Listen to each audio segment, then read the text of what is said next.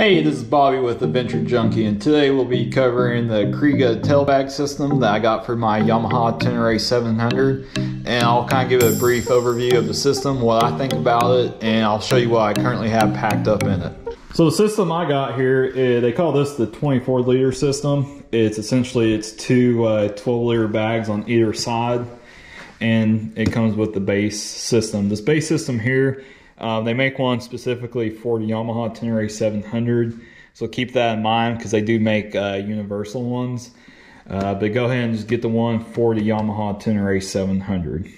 I went with the 12-liter bags because I thought it was a good compromise of space without having just a humongous luggage system.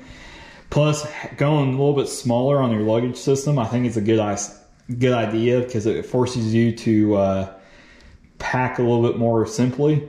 If you have more space to put stuff in, then that makes you carry more stuff with you. And not only do you have to worry about the size, the volume size on the motorcycle when you're carrying camping gear and stuff, you also have to carry the weight. Because if you have a big luggage system that you can just put tons of stuff in it, I promise you'll fit and cram as much stuff as you can in that space. So going to kind of like a medium-sized system like this, it makes you really scale down on your equipment, makes you get some lighter weight equipment, and kind of leave some of the non-so-essential stuff back at home.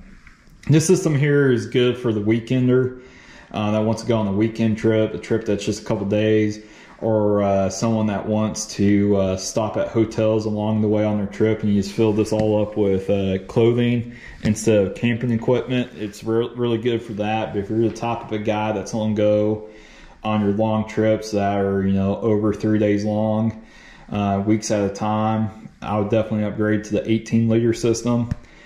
Something to keep in mind about this Kriega system is you see these little straps here, and it also comes with some straps that go in place of these, or goes behind these stock, or these buckles here, or these mounting pieces, and you can actually mount one of these bags, either the 12 or the 6. You might be able to fit the 18-liter back here, but I know for sure the 6 and the 12s you can actually mount up here in this system on this webbing.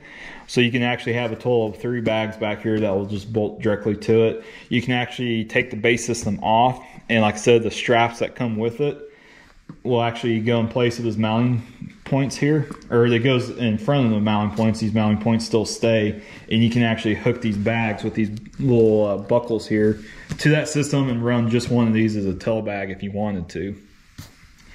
So I'm gonna kind of go over what I have packed up in here. This isn't 100% what my camping setup would be. This is more or less kind of give you an idea of how much stuff you can pack in here. Something I would definitely recommend is always having a tank bag set up. And with this tank bag, I can keep some water in it. I can keep some of my tools. That way it keeps it out of taking up space back here.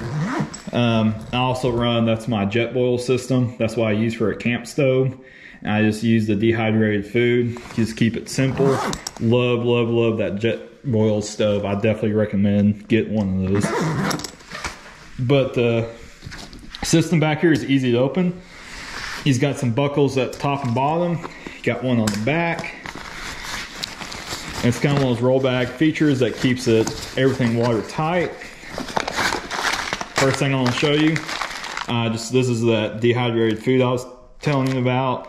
You can easily cram another 3 or 4 bags of this in the system, and each one of these for me is more than enough for your typical meal. So I just kind of stuck one in back in there just to kind of show you guys about the size and what those look like. I also like when I go camping, bring a camp chair with me. This is a just kind of like your backpack style chair. This one here is just one of my cheap ones I got originally. It's an Ozark Trail one, just so I can show you that it fits in here. This is probably be the bigger and heavier version of these chairs. You can get these a lot smaller and definitely a lot lighter weight. But it kind of gives you a rough estimate about what you can fit in these bags. So set that aside.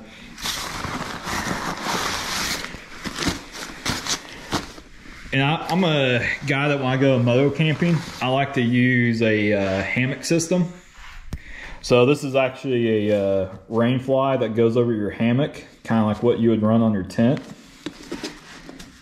Because I like running hammocks because for a lot of times, even if you're running a small backpacker style air mattress in a ground tent, I just think hammocks are a lot more comfortable, especially when you realize and research on how to lay into them correctly. They're actually a really comfy system. And speaking of hammocks, this is my hammock here. It's a brand is Ridge. See if you get the sun blocked out of the way. Very good hammock. You can buy these off of Amazon for 60 or so bucks. They come with the rain fly, or not, I'm sorry, not the rain fly, but bug fly. So you got like a bug net included with it that just zip open. So it's just like a tent. Once you're inside of it, you don't have to worry about bugs flying into you. Once you put this rain fly over it, and it's just like a tent. Especially in your summer and spring and early fall camping trips where it's a little warm at night still. This system is great because you get a lot more airflow below you. So those nights that, you know, it's still 85 degrees at night where in a tent that would just be miserable. Sleeping in a hammock during that type of weather, it's actually very nice. It's because you get that airflow moving, and that's why I kind of like this system. Now, if I was gonna go camp in the winter or the fall, I'll probably switch to a ground tent type situation, just because you can be a little bit warmer with an insulated pad. But during your, like I said, summer and spring for sure, definitely run this. I live in Arkansas, so a lot of times it's more a little bit on the warmer side when you're camping. So this system kind of works great for me. If it's just a really cold day where it gets really cold at night, but it's still warm enough during the day, especially up here in the Ozark, there's cabins all over the place that you can rent real reasonable. So if you got super cold like that, I'd more or less just rather stay at a cabin. Because I mean, the cabins are right there in the Ozark, so it's not like you're having to leave the place that you're riding to go to your hotel to stay or something. I mean, the cabins, you can easily route, you know, pick out a cabin in your route to stay for the night. Very reasonable, especially if you're splitting the cost with a few different buddies. So for the most part, this is going to be my camp system, but I do have some backpacking tents that are small, but this is even a smaller setup, so I just want to show this. Then right here is my hammock gear sleeping bag. It's a down sleeping bag. It's a 20-degree bag. And right now I just have it in the stock bag. I only have it in a compression bag, but you can see this thing is a tiny sleeping bag, and you can easily compress it down to half this size if I needed to. But currently I don't really need to save any more space, so I just kind of have it sitting in there. It's a I called it a sleeping bag, but it's actually one of the quilt systems. If you follow any type of backpacking forums or groups, most of them are going towards the quilt system. It's not just a hammock type thing, it's even the ground sleepers in the tents are going to quilt systems, because when you're sleeping on a sleeping bag, all the insulation below you gets crushed by your body weight, and it's more or less useless at that point. So you go to a quilt system that it's pretty much like a regular sleeping bag, except it doesn't have a bottom section to it. Like this still has like your toe box, it still cinches up around your head if you wanted to, like a mummy bag. It just doesn't have that bottom section, because you would normally have a insulated sleeping bag or sleeping pad underneath you anyways for your insulation. So it just saves weight, saves space. So if you do upgrade your sleeping bag system, definitely go with a down system, because it just packs up so much smaller than your synthetics, and it's a lot warmer for the size of it.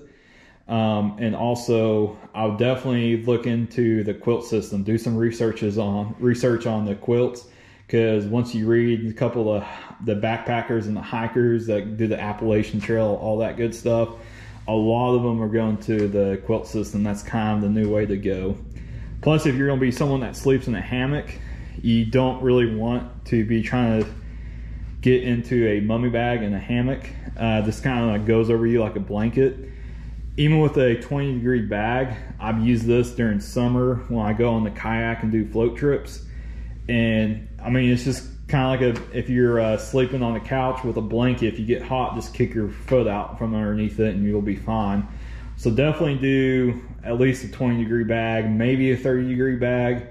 But I would definitely try to aim for that 20-degree bag. That way you're covered for everything. Because the last thing you want to do is be camping and you're thinking the weather's only going to get down to the 40s, but they're wrong on the forecast and that dips down to the low 30s, because that'll be a miserable, miserable night. So definitely look at a good sleeping bag system. And as you can see, that's what they look like on the inside. It's all waterproof. I had these pretty much packed up with everything. The only thing I would include with this would be, you know, especially during the summers, I would have another set of t-shirt, another set of socks, probably an extra pair of underwear, and some flip-flops, which I have plenty of space to add those. I just didn't have them in the bags here.